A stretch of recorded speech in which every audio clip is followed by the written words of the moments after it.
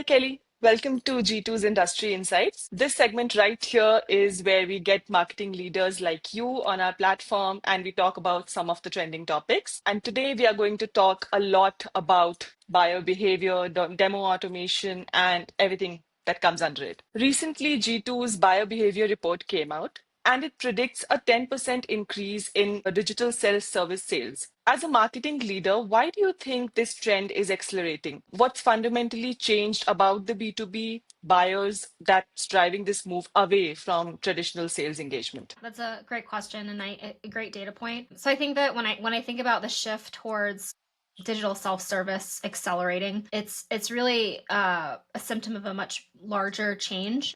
So the way that I see it is that the fight has been moved from winning market share to winning mind share. And so what I mean by that is there's a statistic out there that says only 5% of your target audience is ever in the market to buy at any given time, which means 95% are not in market to buy. I think that over the last few years we see that continue to prove itself to be true. So rather than having your customers come inbound waiting for them to request a demo and like that traditional sales funnel where the sales team is armed with all of the content and resources, organizations are now forced to put more resources out there. I think there's this whole debate about gated or ungated content and what works best. And I think that that's a continuous debate, but what we have to really think about is that 95% that's not in the market to buy, their budget may not be up for grabs at this given time, but their mind share is. What I mean by that is that they're out there consuming content.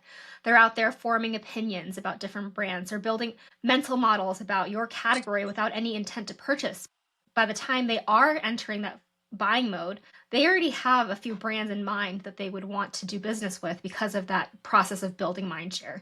And so that's when I think about digital self-service. It's not just about, product-led or self-service demos, but more so creating making your resources much more available. And that's why when I think of self-service, I don't just box it into product or sales. It's more about just overall marketing resources. And it's about letting your buyers do their own research so they're not waiting to be behind this gated demo form to actually get access to it. It's about winning mind share within those 95% non-buyers at that given moment. So when those buyers do move into an active evaluation, they're not starting from scratch. They already have months and months of accumulated impressions, maybe even years of accumulated impressions, given if that's your buying cycle for generating awareness. And so when I think about that, it's really about building mind share and not just getting access to a particular product for them to self-service. Yeah, and completely agreeing with you. I think when we talk about digital self-services, it's important to have a frictionless buying experience, which brings me to my next question, that the concept of a frictionless buying experience is very easy to say, but it's definitely very hard to execute. So what are the biggest points of friction you see in the B2B buyer's journey, and how can marketing and sales teams work together to smooth out? Yeah, another good question. I think buying is not easy. Facilitating a frictionless journey is not easy. There's so many different touch points, especially as of you at the higher the ACV or the larger the enterprise company. There's so many points where there can be friction. So I think about it in three core areas. The first is balancing scalability with personalization. I think a lot of marketing teams defaults to one size fit all content because it's easier to produce. I think marketing teams are very stretched for resources these days. But if your content isn't relatable to a specific industry or a particular role, maybe you serve multiple personas and you only have, one marketing campaign, you're creating friction right at the top of the funnel where they don't even identify with maybe the pain points you're putting out because it's a one size fit all. Every single role has a unique challenge and a pain point. So the challenge is really creating content that feels personal, requiring some kind of custom approach without requiring some kind of custom approach for every single prospect, because then that's not scalable. So it's really finding that sweet spot where your content is specific enough to resonate, but scale enough to be sustainable. And then I think the second part is having that handoff between sales and marketing. You talked about sales marketing. I think that the age-old B2B sales marketing journey is all about MQLs and lead scoring and volume-based leads. But I think that while lead scoring and intent data, that's valuable, but without that context, it creates massive friction, right? You can't just tell a salesperson like, oh, this person scored an 80%. Their MQL is at 80%, 88, like their score is 80 points. Go follow up. The salesperson's not going to say, I see that you're an MQL that's an 80 points. Like, are you interested to buy?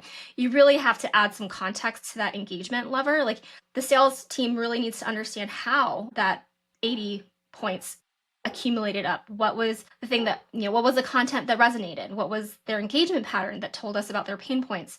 And be able to tailor their, response based on that, not based off of just the fact that they're a hot lead. So I think that context between sales and marketing is extremely important, and making sure that there's a translation there. And then the third piece is an education gap throughout the life cycle journey. And I think I go back to mindshare. It's not just educating your prospects through the awareness and conversion journey. You're building ongoing relationships, especially in SaaS. You have to re-win your customers every year. So just because they become a customer doesn't mean that you stop marketing to them, because when that contract needs to renew, there's a bunch of competitors that are coming for that budget. So at Goldcast, my team, our goal is to be the go-to resource for our personas wherever they need support, to learn about video marketing, AI and video, and webinars, because once you have that reputation and that mindshare, that's an automatic association. It's kind of like word association. So making sure that there's no friction in there in terms of your brand authority to what your target audience and personas really do care about. Yeah.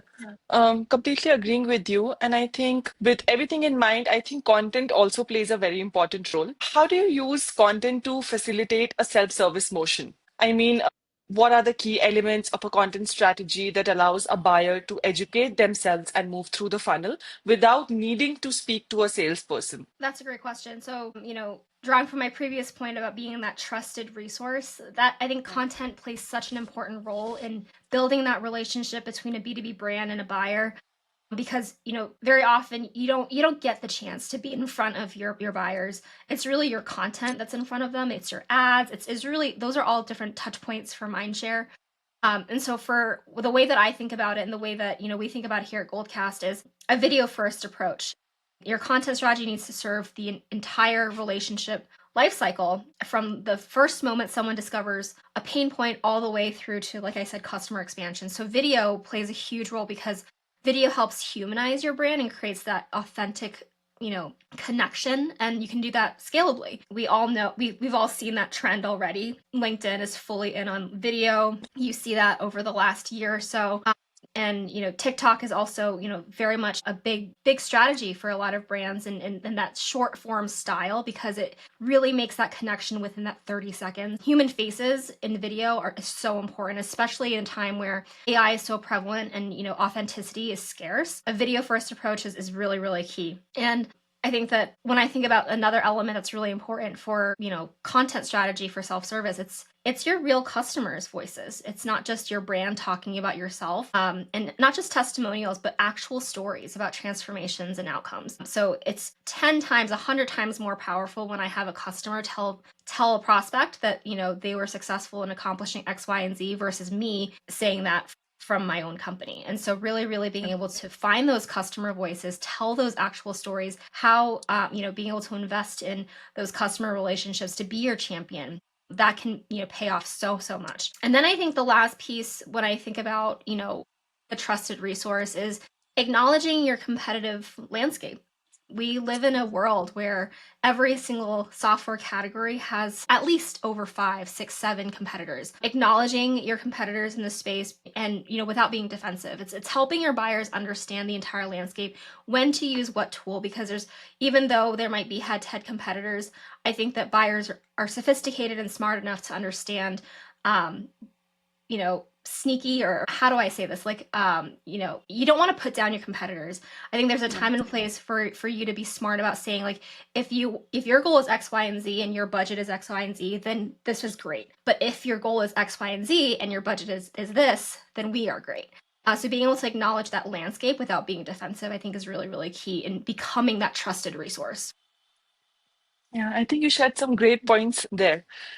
Now, coming to my next question, because we are talking about digital self-services, demo automation is a growing category, and we have seen that here at G2. When does a demo need to be live versus human-led, and a pre-recorded self-guided experience? Like, how do you make that decision? Yeah.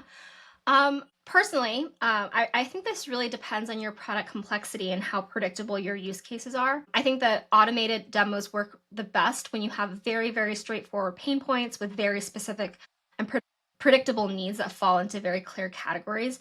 I think that's really excellent for streamlining sales qualification and helping you scale that initial evaluation process. And going to live demos, I think when I think about more complicated products that require explanation, they require handholding, especially when, prospects' pain points are, their and their goals are highly varied. If there's so many different pain points and goals, and an automated demo can't really adapt to those nuances in real time. So at Goldcast, we primarily use live demos because relationship building is so crucial in our sales process, and being able to get in front of a prospect, have that, prospect customer empathy, being able to answer questions, to manage multiple stakeholders throughout that initial demo stage is really key for us.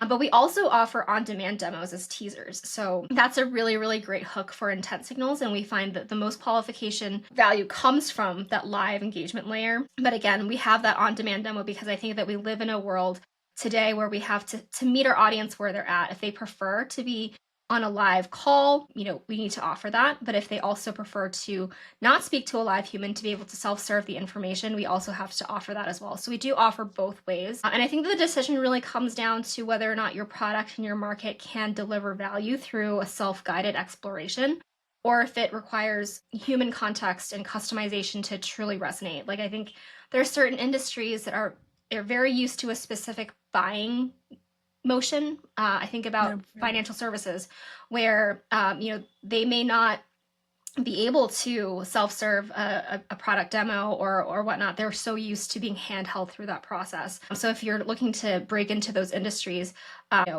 being able to think through those pain points. We talked about friction earlier. Is this particular touch point going to cause friction given your persona and the industry that you're looking to serve, or is it actually going to accelerate it? Yeah, so I think keeping in mind the industry, the persona, and also your target audience, all of that matters. Yeah.